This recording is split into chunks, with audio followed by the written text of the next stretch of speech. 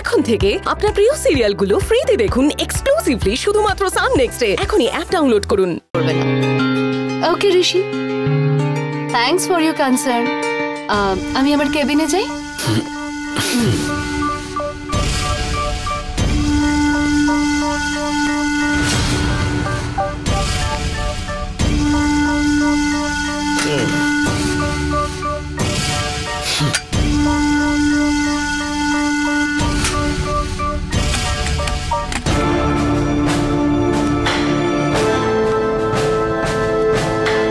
বস, সারা জীবন yes শুনে এসেছেন আপনি। হ্যাঁ, প্রথমবার একটা মেয়ে নো বলে চলে গেল। আমি বলেছিলাম না ও কিন্তু কষ্ট দেবে। তখন আপনি বললেন কষ্টকর পিচে নাকি আপনি 6 মারবেন, অভ্যস্ত আপনি। আর এখন তো প্রথম বলেই বোল্ড হয়ে গেলেন। এখনো বলছি ওকে আমি খুব সহজেই আমার জালে ফাঁসিয়ে নেব। তাই নাকি? তাহলে একটা বাজি হোক, কেমন? আচ্ছা ঠিক আছে, আরো 100 দিনে ওকে আমি এক চুটকির মধ্যে পটিয়ে দেখাবই। বস, আপনি কিন্তু ওভার কনফিডেন্সে বলছেন। অশোক, তুমি তো জানোই এই ঋষি বেডে আর বেটে কখনোই হারে না। আর 100 দিনের মধ্যে এই অনামিকা আমার তালে নাচবে। এখন যে নো বলল সে পরে সব কথাই কি করে ইয়েস ইয়েস করে, তুমি শুধু দেখতেই থাকো।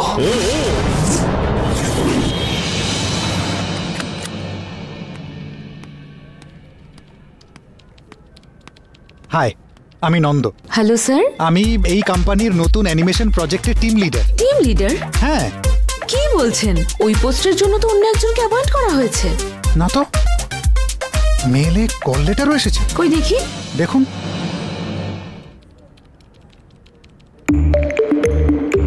হ্যাঁ, জিএমই মেল পাঠিয়েছেন। আপনি তাও একবার জিএম এর সঙ্গে গিয়ে কথা বলুন।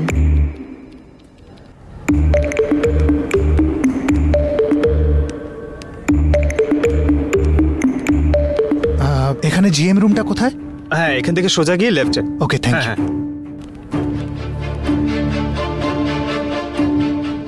Excuse me sir. আরে ভাই, তুমি? হ্যাঁ স্যার, আমি। কি ব্যাপার স্যার, আমাকে দেখে তো শক হয়ে গেলেন? আমাকে ক্ষমা করে দিও ভাই, ভুল হয়ে গেছে।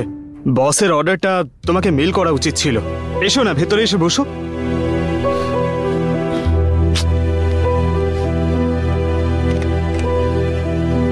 হ্যালো, আমার কেবিনে 2টো কফি পাঠিয়ে দাও। তুমি কফি খাও তো? এই ফর্মালিটির কি দরকার স্যার? আমি কফি ওয়ার্ক ব্রেকে খেয়ে নেব। ভাই, তোমার এখানে শুধু ব্রেকই আছে, তোমার এখানে কোনো কাজ নেই। স্যার, কি বলছেন স্যার? হ্যাঁ ভাই। তোমার বলা মেয়েকে চাকরি দিলে ওটা আমাদের প্রজেক্টের জন্য প্লাস, কিন্তু এই মেয়েটাকে চাকরি দিলে এটা আমাদের প্রজেক্টের জন্য প্লাস। এবার বুঝতে পারছো তুমি কেন এই চাকরিটা পাওনি? এটা কোনো কারণ নাকি স্যার? ভাই, তুমি এটা বুঝবে না। আমার ব্যাপারটা একটু বোঝার চেষ্টা করুন স্যার।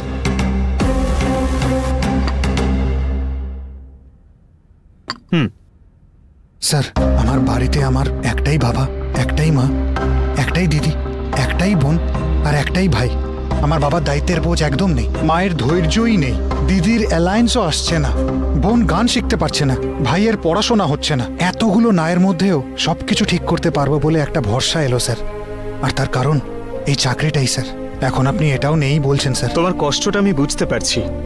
আমি তোমাকে একটা কফি খাওয়াতে পারি, কিন্তু এখানে চাকরি পাইয়ে দিতে পারবো না ভাই। স্যার, এইরকম ভাবে বলবেন না প্লিজ স্যার। এই টাকাটা দিয়েই আমি।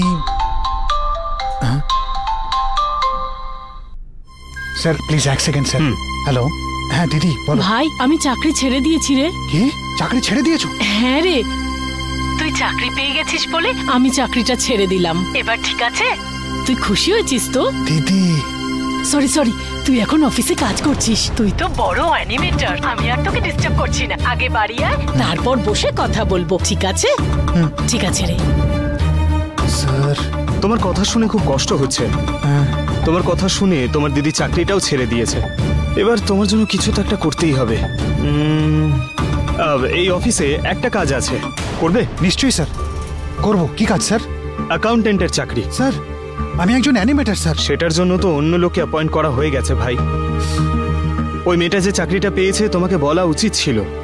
কিন্তু তোমাকে বলতে ভুলে গেছি বলে আমার খুব গিল্ট ফিল হচ্ছে। তোমাকে এই মুহূর্তে এই চাকরিটাই দিতে পারবো। তোমার যদি চাকরিটা পছন্দ না হয় তুমি বলতে পারো। এই অ্যাকাউন্টেন্টের চাকরির কত মাইনে স্যার? 15,000 with parks.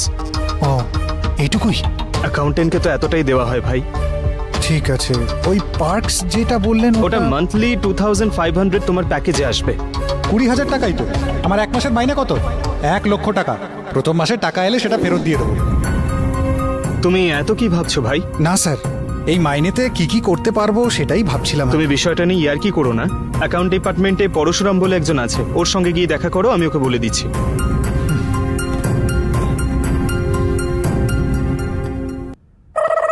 স্যার? হ্যাঁ ভাই, চাকরি করবে না? না স্যার, আমার জায়গায় অন্য একটা মেয়েকে অ্যাপয়েন্ট করেছেন বললেন না, তাকে একবার দেখতে চাই। তুমি কেন ওকে দেখতে চাইছো? আমার পাওনা চাকরি কেড়ে নেওয়া সেই ভাগ্যের দেবীকে আমি দেখতে চাই। চিন্তা করো না, তুমি খুব তাড়াতাড়ি মেয়েটাকে দেখতে পাবে। কি করে বলছেন স্যার? স্যালারি অ্যাকাউন্টে ডিটেলস নিতে তোমার কাছেই তোকে আসতে হবে। যাও, ওই মেয়েটা নিজেই আসবে, তখন দেখে নিও।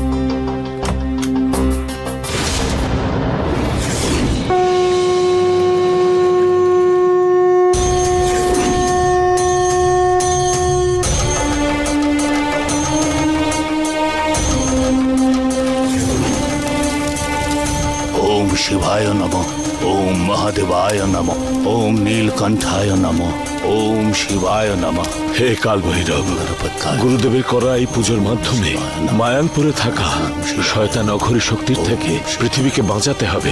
আপনি সঙ্গে থাকুন। ओम महादेवाय एकलिंगम नमः, ओम अखंड लिंगम नमः।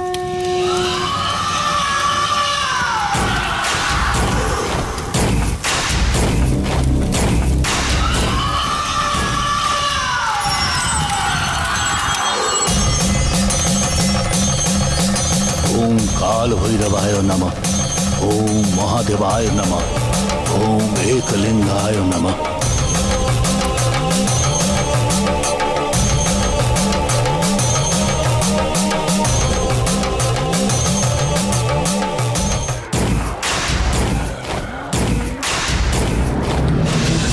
কি এটা? এতদিন ধরে আটকে রাখা আত্মাগুলো এরকম করছে কেন? কি হচ্ছে কি এটা?